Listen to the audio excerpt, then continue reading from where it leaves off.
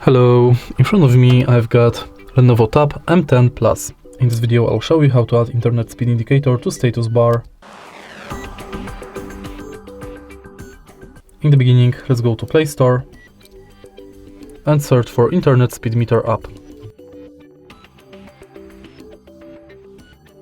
Enter it and now install this app. Now open the app.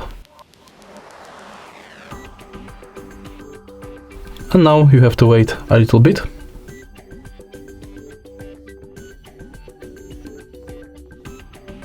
And as you can see, internet speed indicator is now available in the status bar. And that's it. If you find this video helpful, please leave like, comment and subscribe.